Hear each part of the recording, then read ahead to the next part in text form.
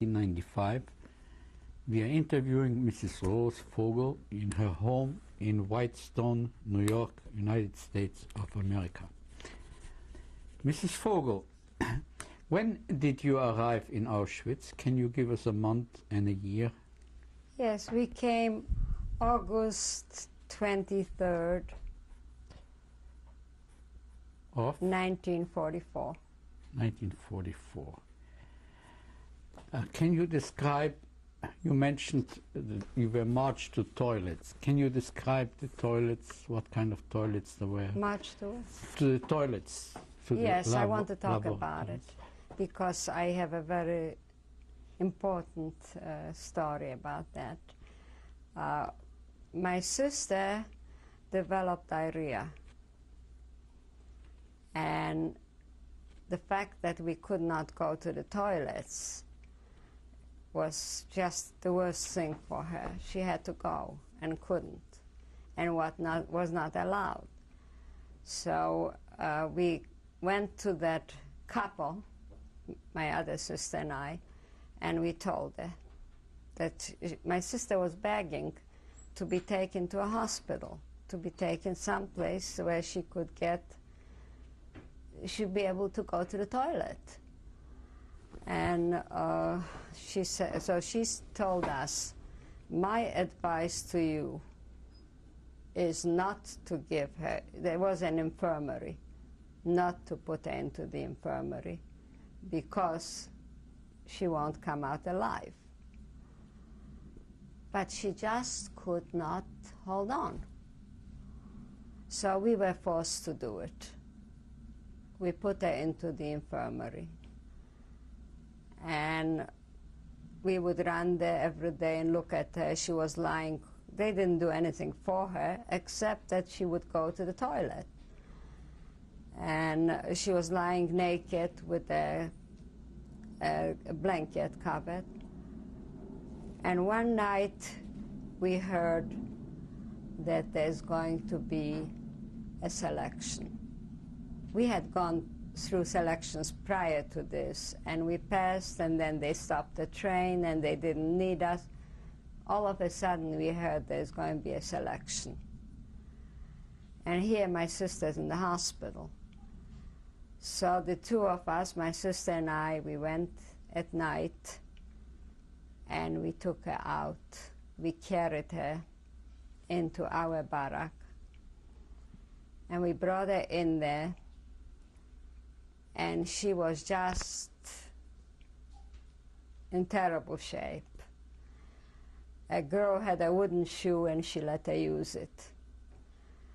So they started to select. Mengele came in. He stood in front of the door and they started counting. They have one too many. Nobody wants to volunteer, and nobody wants to tell on my sister. Well, they found somebody, I don't know who, but they took somebody out. A few minutes later,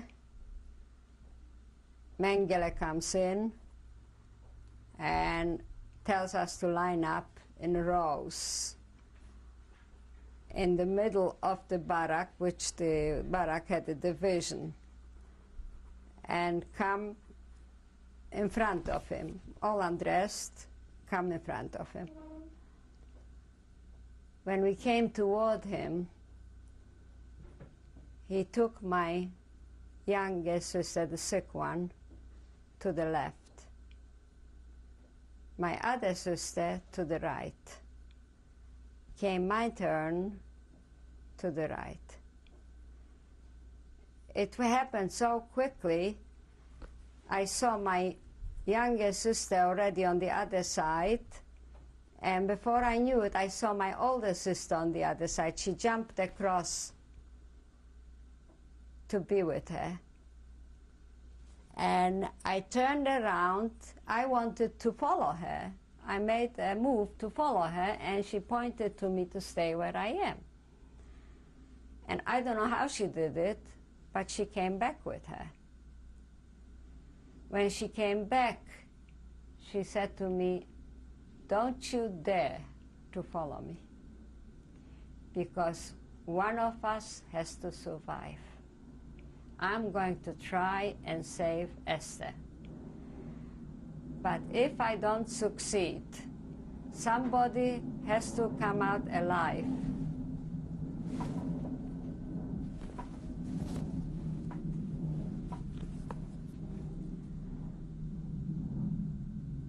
Because there will be an end to this war, and somebody will have to tell the story. Somebody will have to tell what happened here.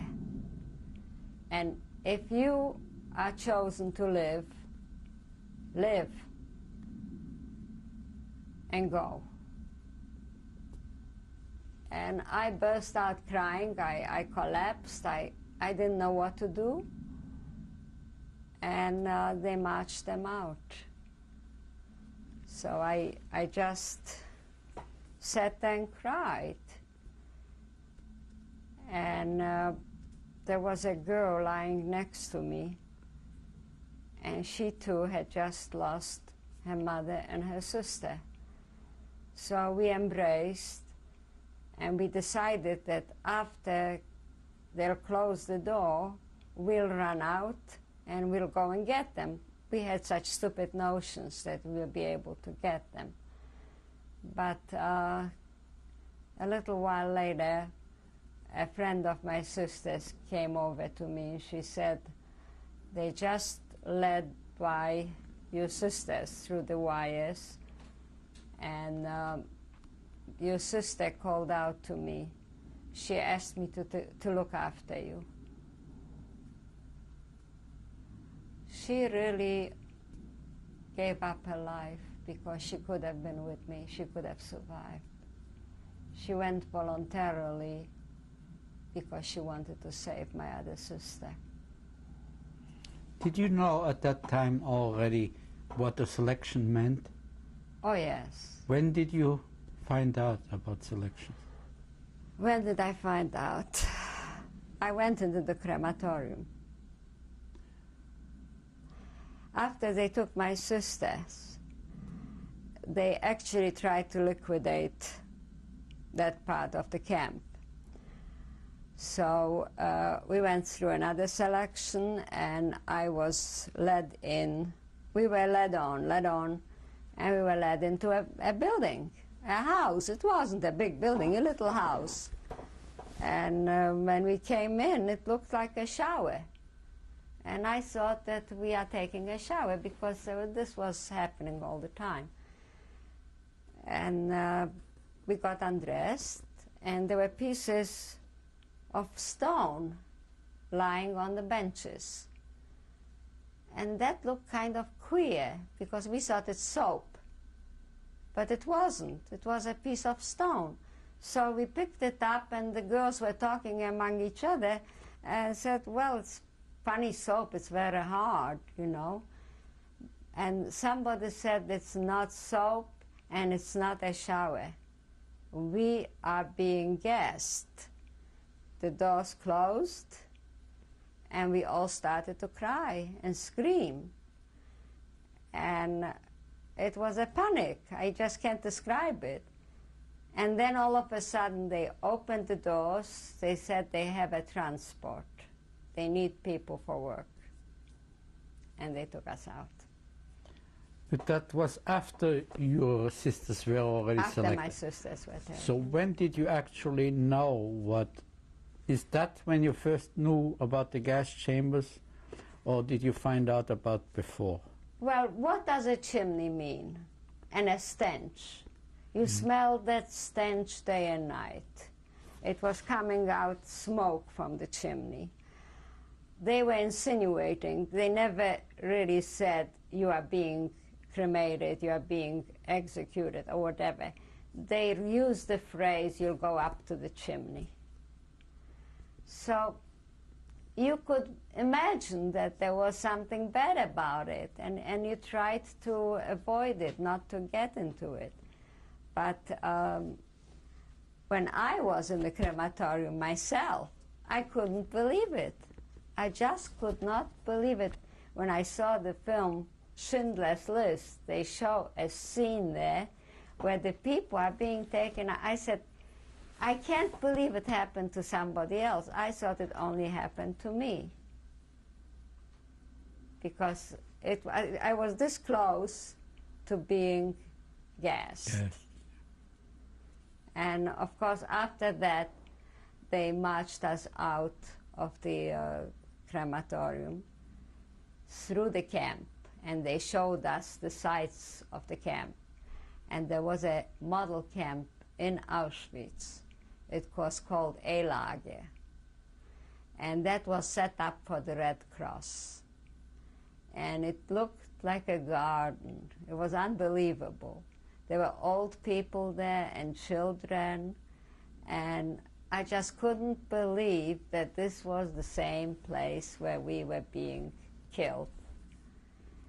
I suppose this was set up for the Red Cross so that when they come, they would see that this is what Auschwitz looks like. And they marched us to the train, and we got on the train, and there were German soldiers with us, guarding us. And they told us that we are going to a labor camp. And we didn't believe it. At that point, whatever anybody would tell us otherwise, we thought of the worst. They told us we are going to a labor camp. As a matter of fact, the German took out a piece of bread and gave it to me, which was something very, very unusual. So we traveled to Germany.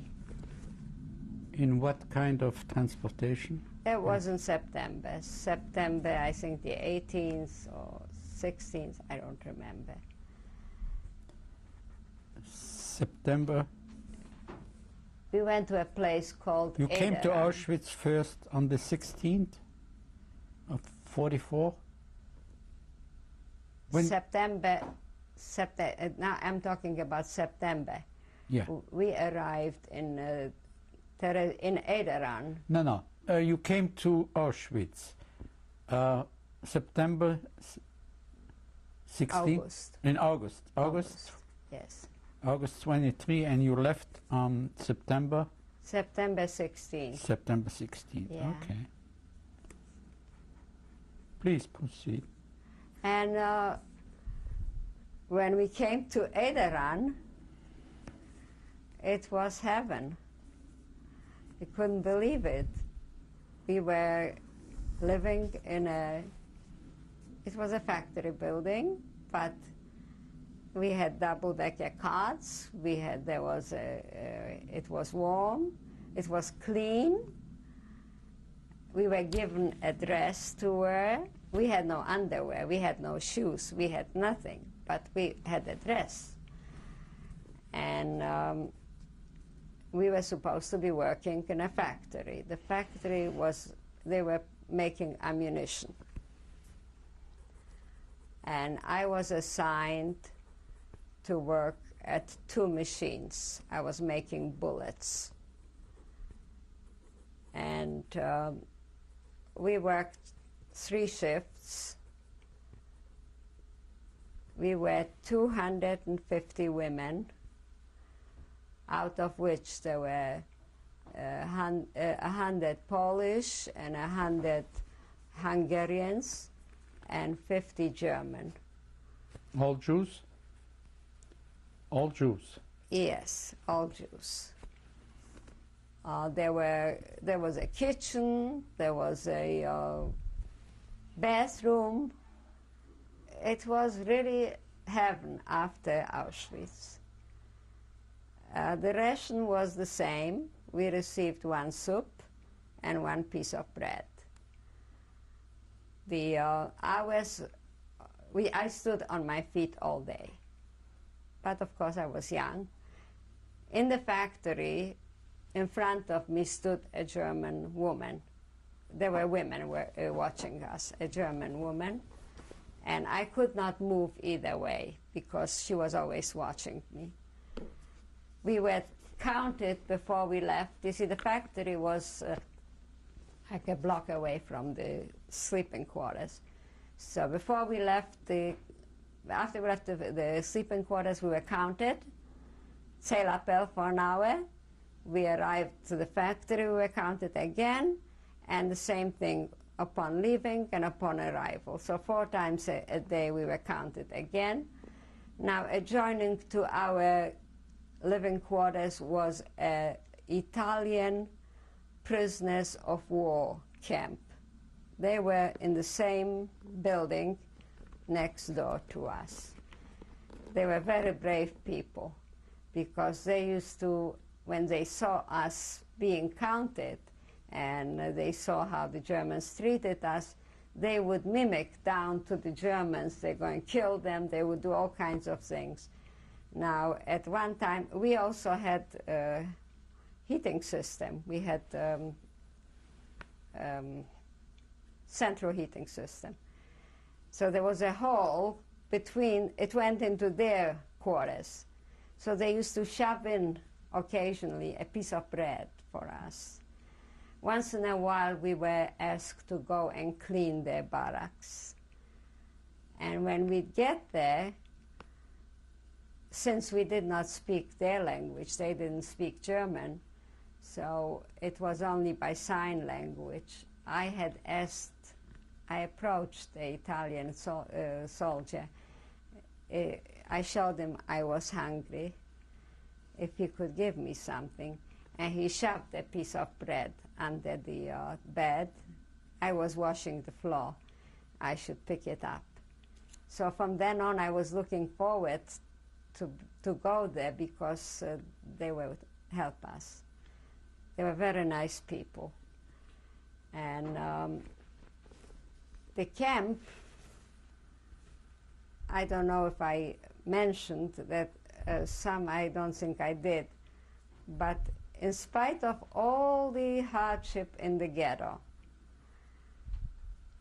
we had a very rich cultural life. We had a symphonic orchestra, we had a theater. In the beginning, we had schools.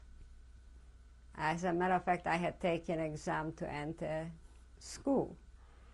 And we had all kinds of entertainment. People were entertaining each other. In spite of the starvation and poverty, that was something that people always tried to ease their pain by entertaining each other. That was in Oderan? That was in ghetto. In the ghetto? In ghetto. Back in the I'm ghetto. going back to the ghetto because I want to point out that it always was there. In Oderan, on a Sunday, we were free. Sunday we did not work. So we had a performance for the German. We would put up a performance. We had some talented girls. There was a German actress among us, and she was a beautiful dancer. And she performed, and the other girls sang. We put up a performance for the Germans. It was not as rigid a camp as I understand other camps were. However, we were still being starved. The factory was bombed, and there was always the fear of the unknown. And time was marching on. It was already towards April. The winter had gone through. Some of the people, a couple of people died in our camp. One girl was taken out because she spoke to an Italian in front of a German. So they took her out, they shaved her eyebrows, and they plugged her eyelashes. And then they sent her away, and she was never heard from again. But otherwise, it was not a bad camp. But close to April, the bombing started. And one day, we were awakened from bed, and we were told to leave.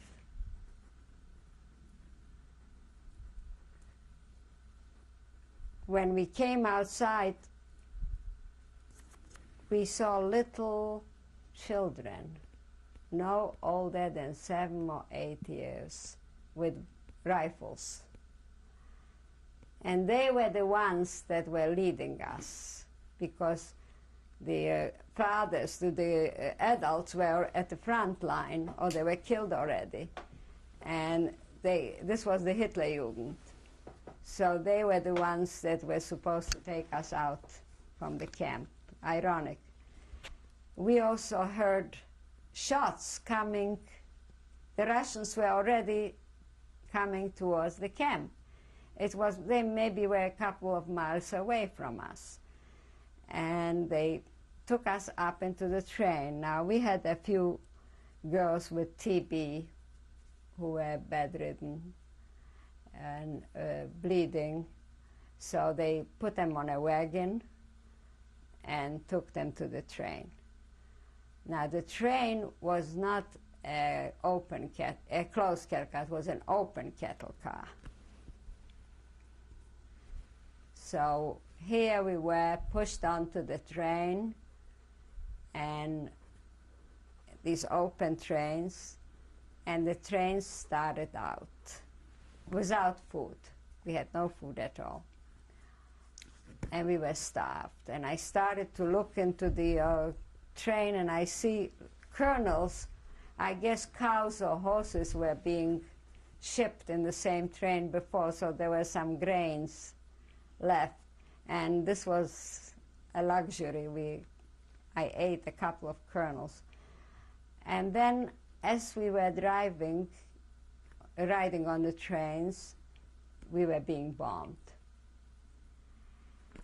So the Germans, the soldiers who were with us, told us, we had on our dress in the back a big KL, Konzentrationslager, with white, as big from the top to the bottom. So they told us, when the bombs are coming, we should lie down in the train or on the ground. And they went under the train. They were hiding.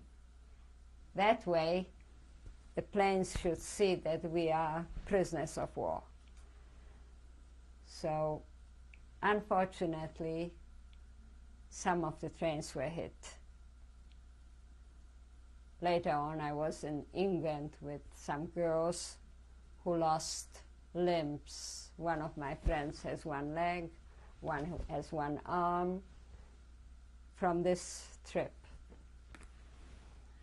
We were driving on the train. It seemed like without a destination, because we were going round and round and round the same area. We went to Berlin, we went to Czechoslovakia. We were just going, and on the road we would meet other trains. And in the other trains we saw the same thing, the same people like us. Some of them were covered cattle cars, and some of them were open ones. So we were able to throw a word to the others, and they knew as much as we did. We didn't know where we were going. We later on understood that their plan was to get us all together into one place and exterminate us. They took us to Theresienstadt, and that's where most of the trains came in. When did you arrive in Theresienstadt? We were on the road, I think, about 2 weeks. So I don't know exactly the date, but we were on the road about 2 weeks. So must be April, end of April 45? About, yeah, I would say the end of April. And when we came to Theresienstadt, again, that was a heaven, because we were taken into a shower, and there were Jewish people there, people who have been there through the war. And they handed out bread. They all gathered us together in one place, and for the first time our names were mentioned. We were never given a name. The name was never used. So we were registered, and we were cleaned up, and we were assigned to a barrack. And we received some food. We were together, the girls from my concentration camp, we were all together. And the bombs were still falling. The war was still going on. And that's when people were talking about it. And we met men for the first time. We had no contact with men throughout, since I left the ghetto. And when I met the men, they told me that people were exterminated, and I didn't believe them. I still carried this notion that it was all a lie, that after the war that we'll meet again, that everybody's going to come back. But the man told me he worked in a crematorium. So I was so angry, I hit him. I said, how can you talk such nonsense? But it was true. So we were in Theresienstadt, I think, about 2 weeks or so, and it got, the hunger still was there. We started to feel it. And people were coming in with typhoid. A lot of people came in from the trains with typhoid. The hospital was located right across from my barrack, and I decided that I was going to go to work. So I volunteered to work with the men who had typhoid in the hospital. And I was working about 2 or 3 days, and people kept dying like flies. They were really very, very bad. And all of a sudden, somebody came in and they said, come on out and see what's going on. I said, I can't. I was in the middle of making a bed for a man who was dying. I said, I can't. I said, come on, come on. And she pulled me out, and I saw a man came out of a jeep, and he said, children, you are free. I am a Russian soldier, and I'm Jewish. And he said, he handed out chocolate, you know, and it was just too much to comprehend, you know. It just, what is freedom after you've been locked up for such a long time? You are not free in a sense that you have your family, you have something to rejoice about. There was nothing to rejoice about. But we ran out we ran out from Theresienstadt to the street, and the trucks were coming. And the Russians were very excited, and they took us up on the girls, come on girls, up on the truck, and we're going to Prague. Take us, we'll take you to Prague. So, of course, we wanted, and in every soldier I saw my brother. And I told every one of them, I have a brother and he's in Russia and I'm going to see him, and I was so happy. And then soon enough, you know, of course this was shortly before the liberation. The liberation occurred on the 5th. We were liberated the 5th. They went to Prague, and May 8th, the liberation. You mean the end of the war? The end of the capitulation, war. yes. Yes.